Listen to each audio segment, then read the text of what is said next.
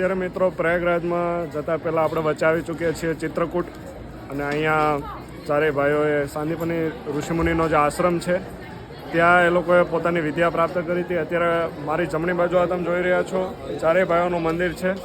આ ભરતકૂપ એટલે કે રાજા ભરત દ્વારા બનાવવામાં આવેલો કૂવો છે એ અહીંયા છે, પણ દેખાડે એવી પરિસ્થિતિ નથી. તો ચાલો હવે આગળ આપણે જઈએ.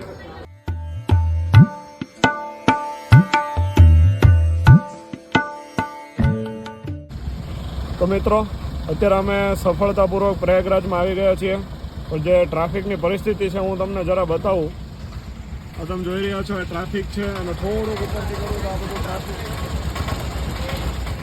તો હવે જોઈએ આપણી ગાડી કેટલી અંદર જઈ શકે એમ છે મેક્સિમમ રીતે. તો મિત્રો આપણે આવી પહોંચ્યા છીએ પ્રયાગરાજની અંદર, અને ખૂબ મને કહેવાનું આનંદ આવે છે કે માંડ કરી જે લોકો કહેતા હતા બધા બહુ ટ્રાફિક આ હસી હોઈ શકે, કેમ કે કાલે અમાવસ્યા સ્નાન હતું, હજી 3 તારીખે પાછું વસંત પંચમીનું સ્નાન છે. બટ અમે લોકો આવી પહોંચ્યા છીએ છેક અરેલ ઘાટ સુધી, અને અરેલ ઘાટ બહુ સરસ મુખ્ય સંગમ સ્થાન પણ ત્યાંથી જ જઈ શકાય છે, બહુ ઇઝીલી છે.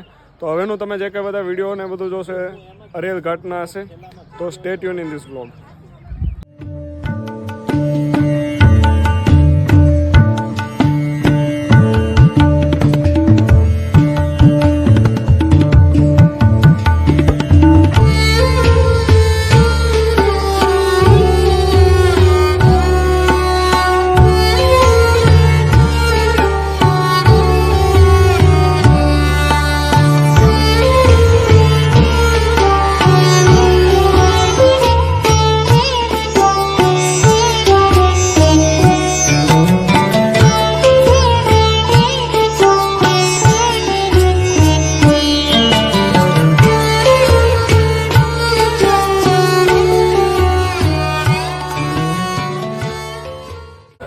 મિત્રો નાઈને બહુ મજા આવી ગઈ. પાણી એટલું બધું ઠંડુ છે, અને ભાઈ સાહેબ ખૂબ મજા આવી. અને પ્રયાગરાજમાં મહાકુંભમાં પાર્ટ અમને મળ્યો, ખૂબ અમને મજા આવી. અને ઓ બાપરે, પાછળનો તમે માહોલ જોઈ શકો છો. તો અત્યારે દીપ પ્રાગટ્ય કરી અને ગંગા માતાનું પૂજન કરશું.